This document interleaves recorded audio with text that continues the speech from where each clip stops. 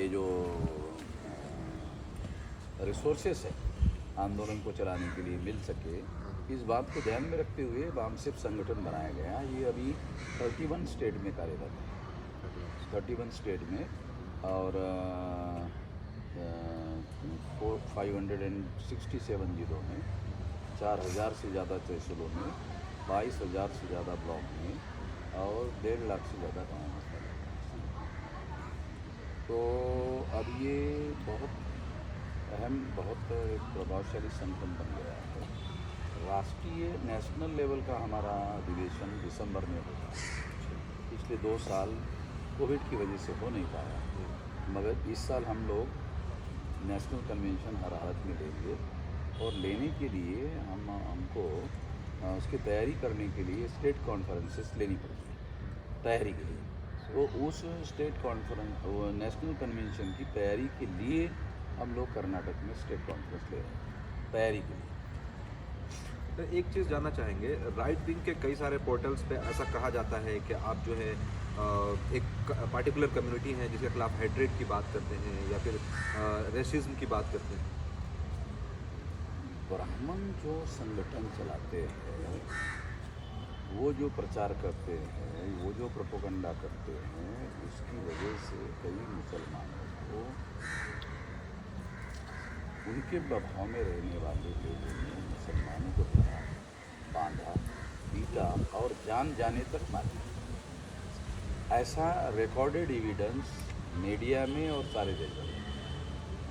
हमारी वजह से किसी कार्यकर्ता ने हमारे प्रभाव में आकर किसी ब्राह्मण को धरा, बांधा, पीटा और मारा, सिंगल सबूत नहीं है।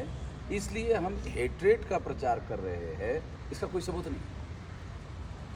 हम कह रहे हैं ब्राह्मणों की संख्या 3.5% है, तो हम हेट नहीं कर रहे, संख्या बता रहे। एक दूसरा, हम कह रहे हैं कि जिनकी संख्या 3.5% है, तो डेमोक्रेसी में ये 3.5% लोग जो है 80% सत्ता पर काबिज क्यों है? इसमें भी कोई हेट का मामला नहीं है। हम तो फैक्ट बता रहे हैं, हम तथ्य बता रहे हैं। तथ्य और फैक्ट बताना हेट्रेड नहीं होता है। उनकी एक होली स्क्रिप्चर है जिनसे उनका काफ़ी ज़्यादा लगाव है, उसके ताल्लुक से आप कहते हैं कि वो डिस्क्रिमिनेशन और जो है पक्षपात की बातें करती है। बिल्कुल, इसे मैं डॉक्यूमेंट्री एविडेंस के आधार पर साबित कर सकता हूँ। ब्राह्मणों के जो वेद है, श्रुति है, स्मृति है, पुराण है, रामायण है, महाभारत है, गीता है, ये भेदभाव का प्रचार करने वाले मौलिक रूप से ग्रंथ हैं। ये सारे इंसान को दुनिया में बराबर नहीं मानते। जैसे इस्लाम को मानने वाले लोग ये कहते हैं कि सारे इंसान बराबर है, क्रिश्चियनिटी को मानने वाले लोग कहते हैं सारे इंसान दुनिया में बराबर है, जैनिज़्म को मानने वाले, बुद्धिज़्म को मानने वाले, सिखिज़्म को मानने वाले, लिंगायतिज़्म को मानने वाले जो लोग हैं, वो कहते हैं सारे इंसान बराबर है। ऐसा ब्राह्मणों के किसी धर्म ग्रंथ में कि सारे इंसान बराबर है, ऐसी कोई सिद्धांत उनके धर्म ग्रंथों में नहीं है। बल्कि वो क्या कहते हैं, नहीं, ब्राह्मण थोड़ा ऊंचा होता है, वो बाय बर्थ ऊंचा होता है, जन्म से दूसरों से ऊंचा होता है, और बाकी सारे लोग उनसे लेकिन नीचा होते हैं। एक बात मैं जानना चाहूँगा आपसे कि जैसे कि अभी हमने देखा कि हमारे जो एक्स प्रेसिडेंट थे इस मुल्क के, वो भी SC/ST कम्युनिटी से आते हैं। इस तरह के और भी बहुत सारे पोस्ट पे देखा कि उनके इंस्टीट्यूशंस ने, उनकी जो है ऑर्गेनाइजेशंस ने ऐसे लोगों को पोस्ट दिया है, फिर यह कि प्रमोट किया है। ब्राह्मणों ने बहुत सारे SC/ST के ही नहीं, मुसलमानों को भी राष्ट्रपति बनाया। कांग्रेस तो ब्राह्मणों की तंजीम है, ब्राह्मणों का संगठन है, उन्होंने कई मुसलमानों को राष्ट्रपति बनाया। अब पास पर the provision of the constitution, राष्ट्रपति के पास कोई पावर ही नहीं है। एग्जीक्यूटिव पावर सारे के सारे as per the provision of the constitution प्रधानमंत्री के पास है, मंत्रिमंडल के पास है। तो वो जहाँ पावर है वो पोस्ट वो किसी को नहीं देते। ऐसे लोग इनसे दूर रखते हैं। यहाँ आप बेंगलोर में आए और आपने जो है प्रोग्राम में शिरकत की। मैं देख रहा था ऑडियंस में काफ़ी सारे मुसलमान थे, स्टेज पे भी आपको जो है बहुत खुशखुर्रम तरीके से आपका इस्तकबाल किया गया। कैसा रिस्पांस है?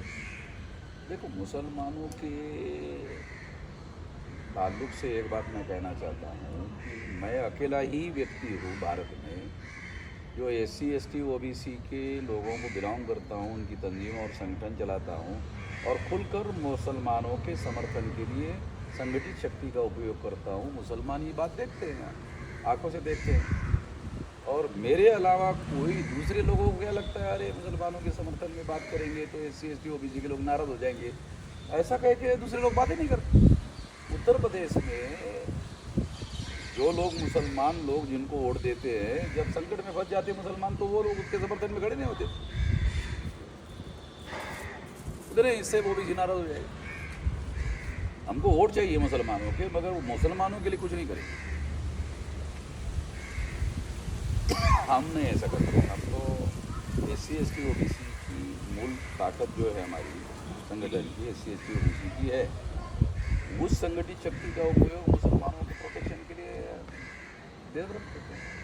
मुसलमानों के साथ साथ तमाम प्रकार की माइनॉरिटी, हमने माइनॉरिटी के तमाम संगठन खड़े कर रखे हैं। हम बैकवर्ड होके जो जैन है, बुद्धिस्ट है, सिख है, ईसाई है, लिंगायत है, सिख है, क्रिश्चियन है, इन लोगों की संगठन हमने नेशनल लेवल पर बनाई और वो लोग साथ में मिलजुल कर हमने काम कर रहे हैं। सर एक चीज़ जानना चाहेंगे कि जैसा कि बाबा साहब ने कहा था कि जो है हमें प्रोग्रेसिव अप्रोच रखना चाहिए, कॉन्स्टिट्यूशन के ज़रिए जो एक दबे कुचले सोसाइटी के लोग हैं उनके लिए रिजर्वेशन वगैरह रखी गई, लेकिन उसके बाद जो हम रिसेंट डेज में देखते हैं कि वोट बैंक शिफ्ट हुआ है, तो ऐसा कहाँ मिस्टेक हुआ या ऐसा कहाँ पे लोग चीज़ों को समझ नहीं सके या समझाया नहीं जा सका कि एक रिलीजियस अप्रोच रखने की कोशिश की जा रही है खासतौर से SC ST कम्युनिटी? नहीं, SC ST OBC के लोगों में रिलीजियस नहीं है, प्रोग्रेसिव ये है कि SC ST OBC के जो लोग हैं वो हज़ारों सालों से इलिटरेट लोग हैं, अनपढ़ लोग रखे गए हैं। और अनपढ़ रखने के बाद में भारत में एक सिस्टम जो है प्लान बनाकर डेवलप किया गया। वो कैसे? प्लान बनाकर ये काम किया गया है कि कांग्रेस के विरोध में बीजेपी खड़ी हो जाए और बीजेपी के विरोध में कांग्रेस खड़ी हो जाए। तो फिर तमाम SC ST OBC के लोगों को, माइनॉरिटी के लोगों को जब वोट देने का समय आता है तो बोलते हैं बीजेपी तो ये भेदभाव, धार्मिक भेदभाव करने वाली पार्टी है, इसलिए कांग्रेस को वोट देना। तो हमारे लोगों के पास में किसी प्रकार का विकल्प नहीं है। और क्योंकि ये 2-3 हज़ार साल से साधनहीन लोग हैं, साधनहीन लोगों की वजह से इनके पास तंजीम नहीं है राष्ट्रीय स्तर की, ये अभी हम लोगों ने खड़ी की है। और इनकी लड़ाई ज़्यादा बेहतर तरीके से और प्रोग्रेसिव तरीके से हमारे अलावा तो कोई लड़ ही नहीं रहा है, लड़ सकता नहीं है, ऐसा हमारा मानना है। सर एक चीज़ आपके जो है पब्लिकेशन से रिसेंटली एक बुक पब्लिश हुई है जिसके ऊपर काफ़ी चर्चा भी हो रही है कि कांग्रेस जो है RSS की माँ है बोल के, उसके बारे में? कांग्रेस की माँ ही नहीं है, कांग्रेस की RSS की, कांग्रेस जो है RSS की माँ ही नहीं है, वो दादी है, परदादी है, लकड़दादी है, बहुत कुछ है। क्योंकि देखो RSS की स्थापना ब्राह्मणों ने की और कांग्रेस की स्थापना भी ब्राह्मण। तो दोनों की स्थापना करने वाले, इस्टेब्लिश करने वाले जो लोग हैं वो ब्राह्मण हैं। और ब्राह्मण जो है चाहे किसी भी प्रकार का नाम रखने वाला आदमी ब्राह्मण के हितों के प्रति, कांग्रेस के अंदर वाला ब्राह्मण हो तो बीजेपी के अंदर वाले ब्राह्मणों का प्रोटेक्शन करेगा, बीजेपी वाले उनका प्रोटेक्शन करेगा। पार्लियामेंट में ये लोग जो है बीजेपी को टारगेट करेंगे तो बीजेपी की पब्लिसिटी, बीजेपी वाले कांग्रेस को टारगेट करेंगे तो कांग्रेस की पब्लिसिटी। तो ये दोनों का म्यूचुअल अंडरस्टैंडिंग पॉलिटिक्स, इस पॉलिटिक्स का मैंने नाम रखा म्यूचुअल अंडरस्टैंडिंग का पॉलिटिक्स।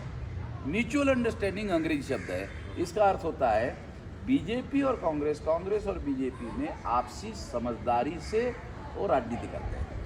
तुम जीत गए, तुम सरकार चलाओ, हम जीत गए, हम सरकार चलाते। वो आपसी समझदारी में, उसको अंग्रेजी में मैं कहता हूँ म्यूचुअल अंडरस्टैंडिंग की पॉलिटिक्स। कांग्रेस और बीजेपी और कांग्रेस म्यूचुअल अंडरस्टैंडिंग की पॉलिटिक्स करते हैं। जब बीजेपी के लोग छोड़कर जाते हैं तो कांग्रेस में जाते हैं, जब कांग्रेस के लोग छोड़कर जाते हैं बीजेपी भी जाते हैं, क्योंकि वो अंदरूनी उनको मालूम है कि दोनों की पॉलिसी बिल्कुल मौलिक अंतर है। एक चीज़ जानना चाहेंगे कि जैसे कि पिछले कुछ सालों में देश का जो इन्वायरमेंट को चेंज किया गया है बहुत तेज़ी से, जैसे पोलराइज हुआ है, हेट्रेड और सारी चीज़ें बढ़ी हैं, जैसे कि आपने मॉब लिंचिंग के बारे में कहा, और भी बहुत सारी इस तरह की जो है इंसिडेंट्स बढ़ गया है। तो रिसेंटली ऐसा कुछ अपोजिशन में भी कोई ऐसा स्ट्रेंथ नज़र नहीं आ रहा है, तो आपको देश का फ्यूचर किधर दिखता है? देखो, कांग्रेस इसलिए बीजेपी का विरोध नहीं कर सकती क्योंकि उनके और उनके बीच में मौलिक वैचारिक अंतर नहीं। वैचारिक अंतर वाला कोई संगठन बीजेपी आरएसएस का विरोध कर सकता है, हमारे अलावा तो वैचारिक अंतर है ही नहीं। हमारा और आरएसएस या उन लोगों के बीच में मौलिक वैचारिक अंतर है। मेरा ये कहना है कि अपोजिशन करने के लिए आइडियोलॉजिकल डिफरेंसेस होना बहुत जरूरी है। कांग्रेस का और बीजेपी का, और बीजेपी और कांग्रेस का वैचारिक आइडियोलॉजिकल कोई डिफरेंस नहीं। कांग्रेस सेकुलर की बात करती है, सेकुलरिज्म पर उन्होंने अमल करने का काम किया। इसका एक एग्जाम्पल भी दे नहीं सकती। फॉर एग्जाम्पल, क्या करते हो, मान लो 15 करोड़ मुसलमान है, एक मुसलमान को राष्ट्रपति बना देती है और बोलती क्या करे भाई तुम्हारे लिए, देश का राष्ट्रपति एक आदमी को हमने बना दिया, और क्या बनाया आपको? अरे तुम बाबू नहीं बना रहे हो, चपरासी नहीं बना रहे हो, किसी सेक्शन सुपरवाइज़र नहीं बना रहे हो, आईएएस नहीं बना रहे हो, आईपीएस नहीं बना रहे हो। 15% लोग जो है आपको 16% नहीं मांग रहे हैं, तो 15% आईएएस आईपीएस आईआरएस बनाओ, नहीं कर रहे। तो आप किस आधार पर, किस बुनियाद पर सेकुलर है? मगर सेकुलरिज्म की बात सबसे ज़्यादा कांग्रेस करती है। प्रैक्टिकल में कांग्रेस ने सेकुलरिज्म का कोई कार्यक्रम अमल में लाया, ऐसा कोई एग्जाम्पल अवेलेबल नहीं। मैं कहता हूँ भाई, मुसलमान बाय रिलीजन मुसलमान है, मगर बाय नेशनलिटी तो भारतीय है। मेरा क्या कहना है, वो बाय रिलीजन कोई भी आदमी किसी भी प्रकार का धर्म फॉलो कर सकता है, ये उनका अपना मामला है, निजी मामला है।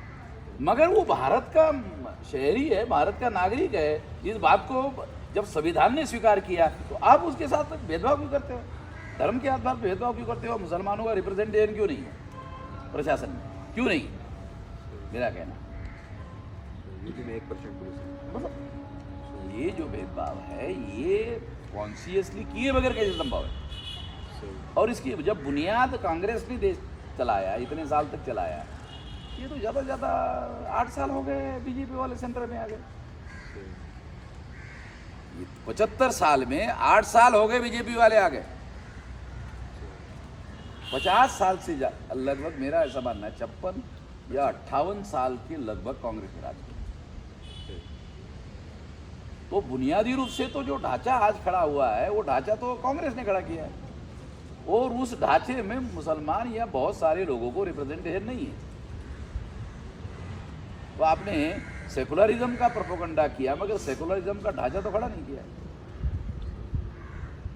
आप डेली बीजेपी आरएसएस को विरोध करते रहे, तो वो सेंटर में गवर्नमेंट बनाने तक तो कैसे डेवलप होगी?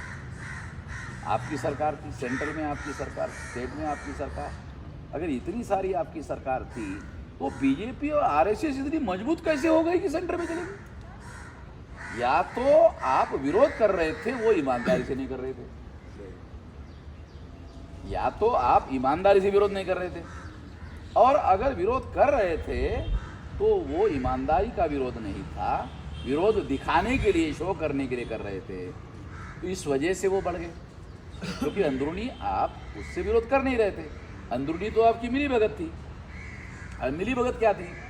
अरे यार, आप लोग आरएसएस वाले, बीजेपी वाले तो ऐसा मुसलमानों को डराओगे, तब तो वो हमारे साथ, कांग्रेस के साथ मुसलमान आएंगे। तो मुसलमान जो है अभी हमारे से विरोध में हो गए, तो आप ऐसा करो, आप डराओ, तो हम प्रचार कर देंगे कि बीजेपी वाले जो है आपको डरा रहे हैं, हमारे साथ आ जाओ, हम प्रोटेक्शन करेंगे। आपका प्रोग्रेस नहीं करेंगे, आपकी तरक्की नहीं करेंगे, आपका आर्थिक विकास नहीं करेंगे, आपको रोजगार नहीं देंगे, आपके लिए प्रोटेक्शन करने का, सिक्योरिटी करने का काम नहीं करेंगे। प्रोटेक्शन के लिए भी यूएपी या टाटा पोटा है ना। हाँ, वो तो कानून बनाने के लिए बना दिया, अमल करने का। वहाँ मुसलमानों को रिजर्वेशन है। हाँ, नहीं, वो कह रहे हैं ऐसा, मगर है नहीं है। जब ऐसे प्रसंग आते हैं तो मुसलमानों के साथ उन्होंने लगभग हर जगह उनको ही अरेस्ट करते हैं। अभी अभी अभी जो कानून बनाए हुए हैं, अभी बीजेपी वालों ने कानून बनाए हैं या कांग्रेस वालों ने कानून बनाए हुए हैं, वो मुसलमानों को अरेस्ट करते हैं। जब कांग्रेस की सेंट्रल में गवर्नमेंट थी तो अरेस्ट मुसलमानों को ही करते थे। सही। सर एक चीज़ और जानना चाहेंगे, जैसे कि राजस्थान में कई सारे इंसिडेंट्स हुए, यूपी में काफ़ी ज़्यादा इंसिडेंट हुआ, कर्नाटक में भी इस तरह के इंसिडेंट्स हुए कि कहीं पे जो है दलित लड़कों को मोच रखने के लिए उनका लिंच कर दिया जाता है, कहीं पे मंदिर जाने से जो है उनको रोका जाता है। तो यहाँ पे स्पेसिफिकली मैं ये जानना चाहूँगा कि एक तरफ चूँकि आपकी ऑर्गेनाइजेशन का ये अप्रोच है कि हम हिंदू नहीं हैं, दूसरी तरफ हम देखते हैं कि हिंदू मंदिर में जाने के लिए अप्रोच किया जाता है, तो ये क्या है? देखो बुनियादी बात क्या है कि एक तो ये तो हमारे लोग है, तो एलिटेट लोग हैं, और जो एलिटेट लोग हैं उनको क्या धर्म है और क्या ये है वो समझ में नहीं आता, और उनको ऐसा लगता है उनके दिमाग में हजारों सालों से भरा हुआ है, अरे इधर जाने से थोड़ा सा मन की भगवान अपना बचाव करेगा, तो अपना तो कोई कल्याण हो नहीं रहा तो भगवान ही करेगा, ऐसी उनकी धारणा है। 2000 साल के प्रैक्टिस से ये प्रूव हो गया, कुछ होना जाना है नहीं में 2000 साल की जा रहा है। 2000 साल से जाने के बावजूद भी उनका बाप दादा लकड़ दादा सब सारा उनका सत्यानाश ही हो रहा है। तो जिन लोगों को पढ़े लिखे लोगों को समझ में आता है वो तो कहते काय को जा रहा है, और 4 साल तुम्हारी पिटाई हो रही तो तुम्हारे प्रोटेक्शन के लिए हम समर्थन करेंगे। तुम जा काय के ले रहे हो, जब वो पिटाई कर रहे हैं तुम्हारी तो तुम उधर जा काय के ले रहे हो, जाना नहीं चाहिए। दूसरा, जहाँ जहाँ इन लोगों की संगठित शक्ति हो गई है वहाँ वहाँ वो उनका प्रतिकार करने के लिए खड़े हो गए। तो जहाँ प्रतिकार करने के लिए लोग खड़े हो गए वहाँ अब उन लोगों की हिम्मत नहीं होती है इन लोगों से एट्रोसिटी करनी। उड़ीसा में एक जयंती हुई थी, सॉरी एक रैली हुई थी बाबा साहब के इस पे, जिसमें बजरंग दल के लोगों ने अटैक किया था काफ़ी भीम सेना के गालीबंद लोग थे। ये जितने भीम सेना के नाम पर बाबा साहब के नाम पर संगठन बने हैं, मेरा उनके बारे में बहुत ज़्यादा खराब है। क्यों? ये दलाल भरे लोग, तो दलालों की पिटाई नहीं होगी तो कम पिटाई हो रही, तो मेरा कहना है और पिटो सालों और ज़्यादा पिटो। मैं उनके प्रोटेक्शन के लिए नहीं आऊँगा, क्योंकि ये सब सारा दलाली और भड़वेगिरी करने के लिए संगठन बनाते हैं। स्पॉन्सर्ड ऑर्गेनाइजेशन, अंग्रेजी में इसको बोलते हैं स्पॉन्सर्ड ऑर्गेनाइजेशन।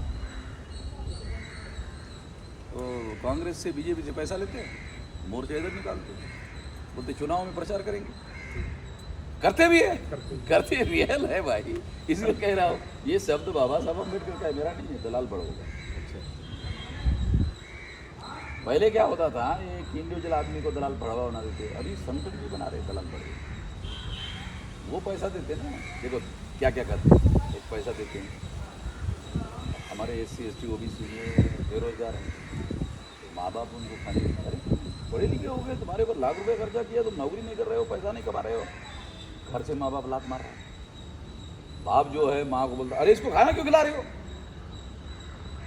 वो गुस्सा करता है तो वो बाहर चला जाता है। फिर बाप बाहर जाने के बाद वो आके माँ उसको खाना खिलाती तो माँ को वो गाली देता है, अरे तेरी वजह ये खाना खाता है, कमाता नहीं कुछ भी। ऐसे जो बेरोजगार लोग हैं वो फिर इकट्ठा होते हैं, फिर वो सर्किट हाउस में इनकी मुर्गी की व्यवस्था हो जाती है, दारू की भी व्यवस्था हो जाती है। सर्किट हाउस समझ रहे हैं, ये कांग्रेस और बीजेपी के लोगों के MLA MP इनके नियंत्रण में रहते हैं। तो ये सर्किट हाउस में इनके मुर्गी की और इनकी व्यवस्था होती है, और फिर ये लोग अपना खाते हैं। फिर वो बोलते अरे तुम ऐसा बहुत दिन से अलग में कोई आंदोलन नहीं किया, मोर्चा हो जाने का जाइए, चलो ये 50,000 रुपये हाँ निकालो, तुम्हारे अखबार में खबर नहीं आती, चलो अरे पत्रकार को बुलाओ, तो बुलाओ, हाँ खबर दे दो, हाँ दे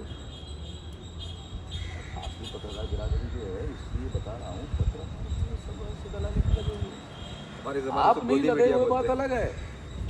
अब वो मोदी एक मीडिया हो गया, गोदी का मीडिया, मोदी का मीडिया में भी ऐसे चल रहा है। अब देखो वामन मिश्राम के ऊपर इतना बड़ा संगठन है, लाइन की खाली खबर नहीं करती, वामन मिश्राम के ऊपर तो पाबंदी लगा रखी है। कोई नेशनल मीडिया एक लाइन की खबर नहीं करती। अब लाइन नहीं छापता और कोई भी नहीं छापता, इसका मतलब ऑर्गेनाइज्ड वे में फैसला किया हुआ।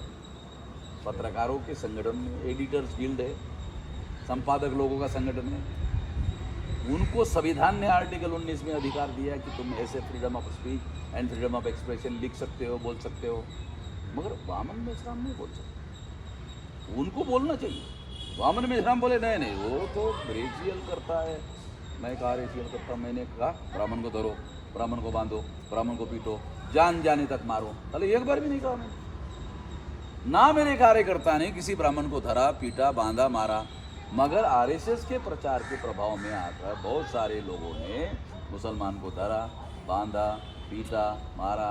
20-20, 25-25, 50-50 लोग साले एक मुसलमान को धरते। अबे कम से कम एक मुसलमान है तो तू एक पकड़ ले, बराबरी का तो होने दे उनके बीच में। वो अकेला रहता है, तुम 20 लोग आ जाते हो। ये साले पुरुषार्थ भी नहीं है, ये तो गांडूगिरी है। एक मुसलमान को पकड़ने के लिए, धरने के लिए, बांध के लिए ये 20-20, 25-25 लोग करते हो, ये कौन सा पुरुषार्थ है? साले गांडूगिरी है। मुकाबला भी साले बराबरी का करो ना फिर। देखो मैं सीधी बात करने का आदमी हूं, नहीं इससे वोट नहीं मिलता, वोट लेने के लिए थोड़ी बोल रहा हूँ, लड़ाई लड़ने के लिए बोल रहा हूँ ना। ये हम लड़ाई लड़ रहे हैं भाई अपने लोगों की, हम अपने लोगों की लड़ाई लड़ने के लिए ऐसा कर रहे हैं। कोई नहीं कह सकता ये वामन मेश्राम का संगठन स्पॉन्सर ऑर्गेनाइजर है। हम 10-10 रुपये चंदा करके हमारा संगठन चलाते हैं और अपने ही लोगों से पैसा इकट्ठा करते हैं करोड़ों रुपए का। बिहार में जो है अभी नीतीश कुमार जी ने इस्तीफा दे दिया है, तो वहाँ की जो आगे खबर आगे जी इस्तीफा दे दिया है उन्होंने, और लालू जी से बात हो गई। उतनी डिटेल्स तो मुझे नहीं मालूम है, बट ये है कि ऐसी कुछ बातें हुई हैं, जैसा कि तेज प्रताप यादव ने भी बताया है कि जो है उनकी एक सीक्रेट मीटिंग हुई थी बोल के। तो क्या लगता है आपको बिहार की पॉलिटिक्स किस तरफ करवट बैठेगी, और आपको वहाँ पे अब आपके ऑर्गेनाइजेशन के लिए कितना स्पेस लगता है? देखो मैं तो मतलब 2024 में बीजेपी को चुनाव में हरवाया जाना चाहिए, और हरवाने की एक रणनीति का हिस्सा ये है कि बीजेपी की और नीतीश की गवर्नमेंट वहाँ से जाए, और नीतीश कुमार को लालू जी के और उनके बेटे के द्वारा मुख्यमंत्री का पद दिया जाना। नहीं देंगे तो वो बाहर नहीं आएगा। मुख्यमंत्री तेजस्वी को बनाएंगे या तेज प्रसाद बनाएंगे तो नीतीश बाहर आने वाला है। नीतीश तब बाहर आएगा जब वादा किया जाएगा कि हम आपको मुख्यमंत्री बनाएंगे, तब वो सरकार गिरेगी। मैं तो ये मतलब रणनीति ये है कि 2024 में अगर यूपी में बीजेपी की सरकार है, महाराष्ट्र में बीजेपी की सरकार है, बिहार में बीजेपी की सरकार है, तो दिल्ली में 2024 में बीजेपी की सरकार आने की संभावना है। अगर बिहार में और उत्तर प्रदेश में और महाराष्ट्र में अगर बड़ा गठबंधन बनाया जाए तो सरकार आना इतना आसान नहीं है। एक आप ये चीज़ जानना चाहूँगा कि और हम लोग कोशिश करेंगे कि बीजेपी की सरकार ना आए। हमारी कोशिश ये बीजेपी की सरकार ना आए। बीजेपी की सरकार 2024 के चुनाव में नहीं आनी चाहिए, इसके लिए हम कोशिश करेंगे, मगर कांग्रेस का दिमाग खराब है। कांग्रेस का वो चुनाव वो हरवा नहीं सकते बीजेपी, मगर उनका दिमाग है खराब। इसलिए बीजेपी चुनाव जीत जाएगी, इनका दिमाग खराब होने की वजह।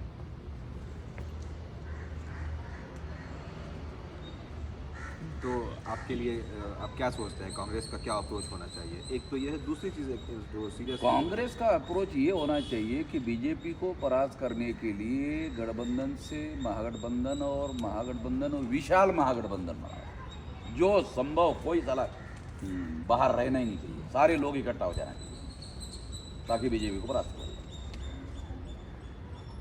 लोकतंत्र की हत्या हो गई, संविधान की हत्या हो गई, हत्या हो गई तो फिर बचाओ ना, फिर देश को बचाने के लिए कुछ त्याग तो करो। नहीं, अच्छा एक और हत्या, त्याग नहीं करेंगे, हत्या हो गई मगर त्याग नहीं करेंगे। एक और हत्या होती है इलेक्शन के बाद, कहते हैं कि ईवीएम में छेड़छाड़ किया गया, सेट किया गया, लेकिन इलेक्शन के 1-2 महीने के बाद सब शांत हो जाते हैं। तो ये जो मसला चल रहा है, इसकी लड़ाई हम ही लड़ रहे हैं। सुप्रीम कोर्ट का ऑर्डर है कि केवल ईवीएम मशीन के द्वारा फ्री फेयर एंड ट्रांसपेरेंट चुनाव नहीं हो सकता। सुप्रीम कोर्ट कह रहा है भाई, मेरे पास सुप्रीम कोर्ट के जजमेंट की कॉपी है, आपको चाहिए मेरे से ले लो। फिर मैंने उसके विरोध में सुप्रीम कोर्ट में जाकर दूसरा ऑर्डर लाया, और ऑर्डर आगे कौन सा, कि केवल ईवीएम मशीन के द्वारा फ्री फेयर एंड ट्रांसपेरेंट चुनाव नहीं हो सकता, तो पेपर ट्रेल मशीन लगाई जाए। तो 24 अप्रैल 2017 को सुप्रीम कोर्ट के चीफ जस्टिस ने मेरे फेवर में ऑर्डर दिया, यहाँ पेपर ट्रेल मशीन लगाओ। 17 को नरेंद्र मोदी ने कांग्रेस को कहा, 2004 में आपने घोटाला करके चुनाव जीता, 2009 में आपने घोटाला करके चुनाव जीता, आपके सारे घोटाले के सबूत हमने आपको कांग्रेस को दिए, तब आपका और हमारा बीजेपी का समझौता हो गया। आपके कहने के अनुसार कांग्रेस को उन्होंने कहा 2 बार हमने घोटाला किया, 2 बार तो 2 बार घोटाला करने का तुमने और हमने समझौता हो गया 2014 में और 2019 में, ठीक है। अब ये सारा कांग्रेस की वजह से दिल्ली में बीजेपी के लोग बोला, नहीं तो बीजेपी के लोग अपने बलबूते पर भारत के इतिहास में कभी भी चुनाव पूर्ण बहुमत से नहीं जीते। ये 186 से ज़्यादा बीजेपी के सबसे बड़े नेता अटल बिहारी और दूसरे नंबर के सबसे बड़े नेता अडवाणी, दोनों मिलकर चुनाव लड़ते थे, 186 से ज़्यादा सीटें नहीं जीत पा रहे। मोदी चादर बिछाने वाला, अडवाणी के लिए चादर बिछाने वाला आदमी, अटल बिहारी के लिए चादर बिछाने वाला आदमी, वो कहाँ 303 सीटें चुनाव जीत कर ला सकता है। ईवीएम के द्वारा कांग्रेस के साथ जो गुप्त समझौता हुआ, उस गुप्त समझौते की वजह से बीजेपी को बहुमत मिला। इसका सारा डाटा मेरे पास है, मेरे से इसीलिए तो पंगा नहीं लेते, मेरे पास सारा डाटा है, मैंने सुप्रीम कोर्ट को दिया। सुप्रीम कोर्ट ने मेरे डाटा को माना, और नहीं माना होता तो मेरे फेवर में निर्णय कैसे दिया होता। 24 अप्रैल 2000 तारीख बता रहा हूँ, 24 अप्रैल 2017 को सुप्रीम कोर्ट ने मेरे फेवर में निर्णय दिया कि जो आप कह रहे हो, इसलिए फ्री फेयर एंड ट्रांसपेरेंट चुनाव पेपर ट्रेल अकेले ईवीएम से नहीं हो सकता, पेपर ट्रेल लगाना होगा। पेपर ट्रेल लगाने का क्या मतलब है कि यदि कोई कैंडिडेट ईवीएम मशीन के डाटा से सहमत नहीं है, तो पेपर ट्रेल मशीन से निकलने वाले कागजों के वोटों की गिनती होगी। ये ऑर्डर है मेरे पास। 2019 में हार जाऊंगा, वामन मेश्राम ने टांग फंसा दिया। ये टांग निकालने की जिम्मेदारी कांग्रेस की है। ये कैसे? अरे 2 बार वादा किया, 19 में भी चुनाव जितवाएंगे, 17 में टांग फंसाया वामन मेश्राम ने, 19 में मैं कैसे चुनाव जीत सकता हूँ? ये टांग वामन मेश्राम की निकालने की जिम्मेदारी तुम्हारी। अभिषेक मनु संघवी, सुप्रीम कोर्ट का कांग्रेस का सबसे बड़ा वकील, कांग्रेस के तरफ से फरवरी 2019 में सुप्रीम कोर्ट गया।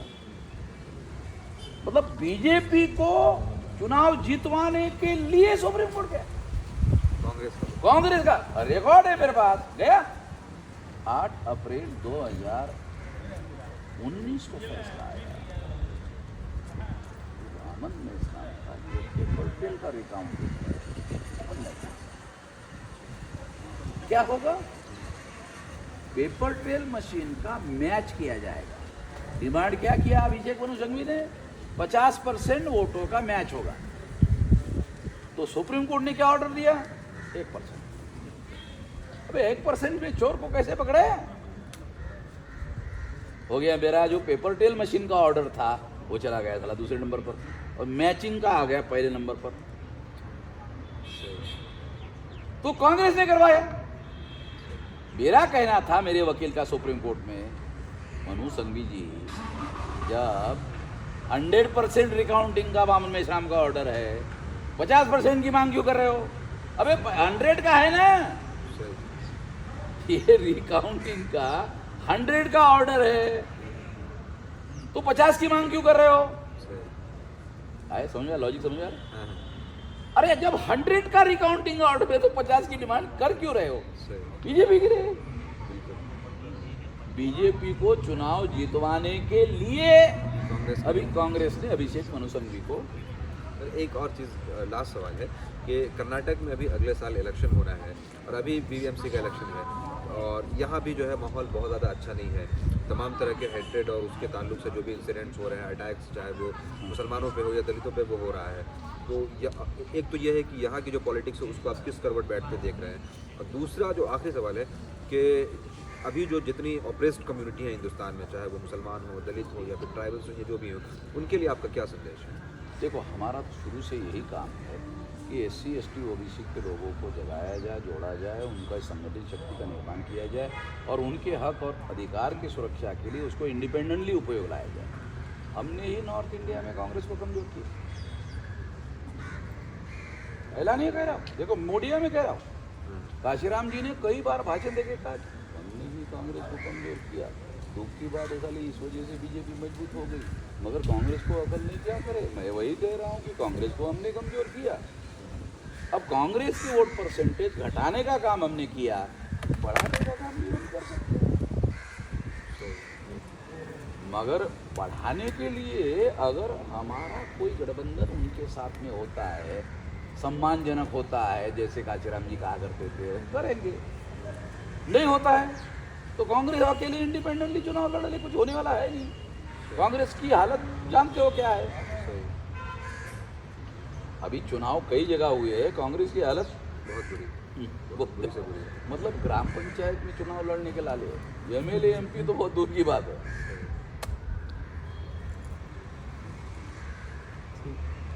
तो हमने कांग्रेस को कमजोर किया, हम मजबूत क्यों करेंगे? गधे लोग थोड़ी है। हमने कमजोर किया तो कोई वजह है, बात बराबरी में है। हमने कमजोर किया तो कोई वजह है, जो वजह है वो आधार बनाया जा सकता है। आपका कोई दोस्ताना है तो पहुंचाओ दो मैसेज। तो ये थे हमारे साथ पावन मिश्रा जी, जो कि काफ़ी अरे डिटेल से मिश्रा जी मत कहो, मिश्रा का मतलब होता है ब्राह्मण। मेश्राम और मिश्रा बहुत फर्क होता है। मैं जिसके खिलाफ लड़ रहा हूँ उसी के साथ मुझे इंकल्प कर रहे हो।